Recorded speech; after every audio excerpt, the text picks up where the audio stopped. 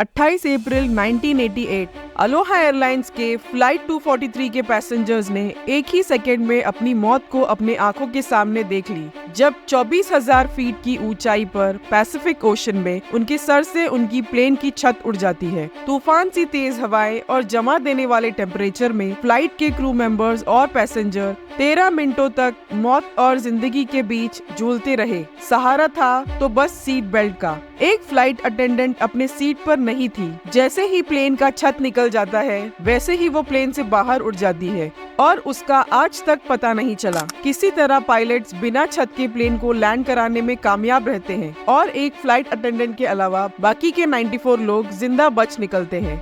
तो चलिए इस वीडियो में हम देखेंगे कि कैसे बीच सफर में प्लेन का छत निकल जाता है और कैसे इस प्लेन को पायलट्स लैंड कराने में कामयाब रहते हैं। और अगर आपको ऐसे दिल दहला देने वाले रियल लाइफ स्टोरी सुनना पसंद है तो आपको ये स्टोरी भी काफी पसंद आएगी। तो प्लीज चैनल को सब्सक्राइब कर लो और इस वीडियो के बाद ये वाला वीडियो भी जरूर देखना।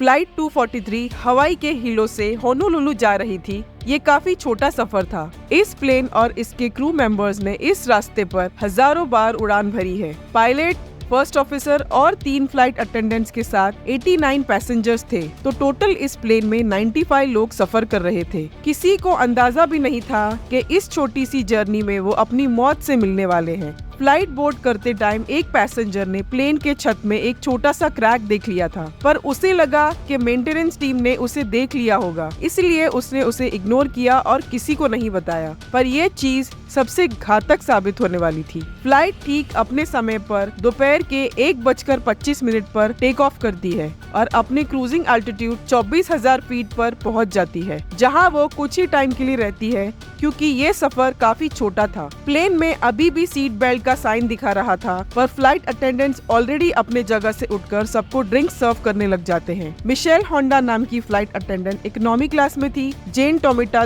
सेकेंड रो में थी और lead flight attendant Clarabelle Lansing 5th row में ड्रिंक सर्व कर रही थी। और तभी ही एक बड़ा धमाका होता है क्लैराबेल के सर के ऊपर और वहाँ का छत निकल जाता है। एयर प्रेशर क्लैराबेल को भी प्लेन से बाहर खींच लेता है और क्लैराबेल प्लेन से नीचे गिर जाती है 24,000 फीट की ऊंचाई से पैसिफिक ओशन में।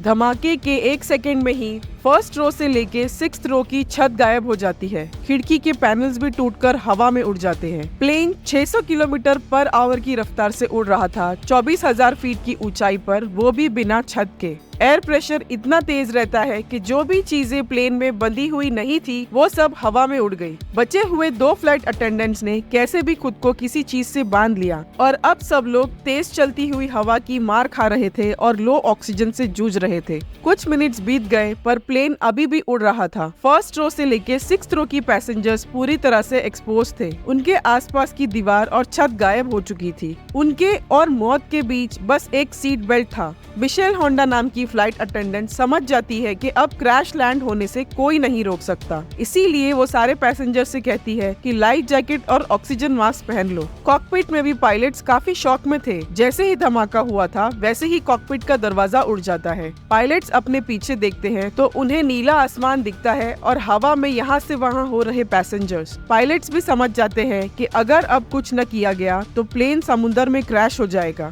सबसे पहले तो पायलट्स प्लेन को 24,000 फीट की ऊंचाई से नीचे ले आते हैं। प्लेन काफी तेजी से डिसेंड कर रहा था, लगभग 500 किलोमीटर पर आवर की रफ्तार से 4,000 फीट पर मिनट नीचे आ रहा था, जो कि नॉर्मल डिसेंट से काफी ज्यादा था। इतनी तेजी से बिना छत वाले प्लेन को नीचे लाना काफी डेंजरस था क्योंकि तेज रफ्तार की वजह से प्लेन के 2 टुकड़े हो जाते। पर पायलट्स को किसी तरह नीचे आना था सो दैट सब ठीक से एटलीस्ट सांस ले सके। प्लेन में हवा का इतना आवाज था कि पायलट्स एक दूसरे को सुन भी नहीं पा रहे थे, इसीलिए दोनों पायलट्स इशारों से बात कर रहे थे और होनोलुलु जो उनका डेस्टिनेशन था उसके बजाय वो माउई आइलैंड में लैंड करने का डिसीजन लेते हैं। पीछे पड़े 2 फ्लाइट अटेंडेंट्स को तो पता भी नहीं था कि कॉकपिट अभी भी प्लेन से जुड़ा हुआ है या वो भी उड़ गया पायलट्स को लेके। फ्लाइट अटेंडेंट्स को पता ही नहीं था कि पायलट्स अभी भी प्लेन को कंट्रोल कर रहे हैं। Pilots Honolulu air traffic controller को कांटेक्ट करते हैं पर कोई रिप्लाई नहीं आता। इसी बीच होनोलुलु एयर ट्रैफिक कंट्रोल में बैठा एक ऑफिसर रेडार में देख लेता है कि फ्लाइट 243 काफी तेजी से डिसेंड कर रहा है और अपने डेस्टिनेशन होनोलुलु के बजाय माउई आइलैंड की तरफ बढ़ रहा है।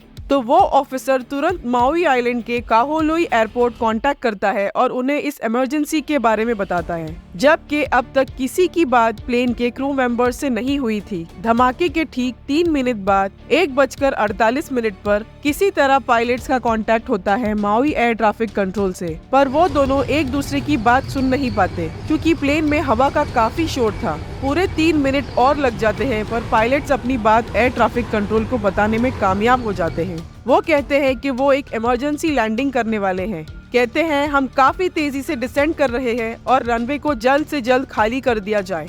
पायलट्स रनवे को देखते ही प्लेन का स्पीड हल्का सा कम करते हैं और प्लेन को रनवे की तरफ मोड़ते हैं। ये देखकर पीछे बैठे पैसेंजर्स और फ्लाइट अटेंडेंट्स समझ जाते हैं कि पायलट्स अभी भी प्लेन उड़ा रहे हैं और उन्हें एक उम्मीद की किरण दिखती है। उस धमाके की वजह से प्लेन को काफी डैमेज होता है। कई सारे केबल्स और सेंसर भी खराब हो जाते हैं। इसी वजह से पायलट्स को अब मैनुअली प्लेन को लैंड करना था। पायलट्स प्लेन की लैंडिंग गियर को नीचे लाते हैं, पर सेंसर खराब होने के कारण लैंडिंग गियर बाहर नहीं आते और प्लेन के 2 इंजन में से एक इंजन भी काम करना बंद कर देता है। पायलट्स रनवे के करीब थे, इसलिए उनके पास कोई और ऑप्शन नहीं था और वो बिना लैंडिंग गियर और एक इंजन के साथ प्लेन लैंड करने वाले थे। पायलट स्पीड कम करते हैं और लैंडिंग फ्लैप ओपन करते हैं, पर इससे प्लेन बुरी तरह से बाउंस हो रहा था और ऐसे लैंडिंग नहीं हो पाती। इसीलिए पायलट्स डिसाइड करते हैं कि वो लैंडिंग फ्लैप हल्का सा ओपन रखेंगे और स्पीड बढ़ा देंगे प्लेन की, सो दैट प्लेन स्टेबल रहे लैंडिंग के दौरान। जैसे ही जमीन में मौजूद लोग प्लेन को देखते हैं, वो हैरान हो जाते हैं। प्लेन को देखकर ऐसा लग रहा था मानो जैसे किसी बड़े परिंदे ने प्लेन के ऊपर से एक बाइट लेके उड़ गया हो।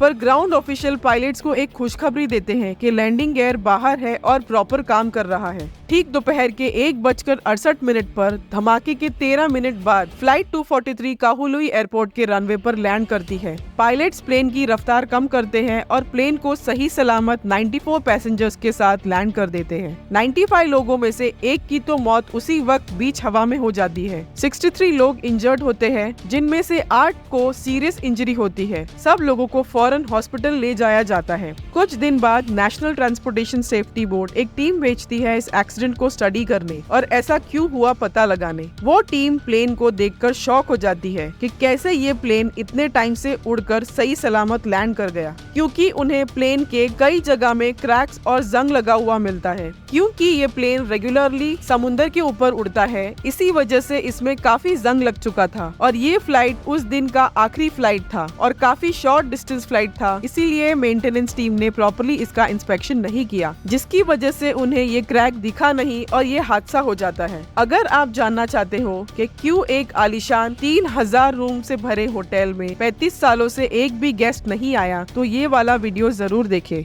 Thank you.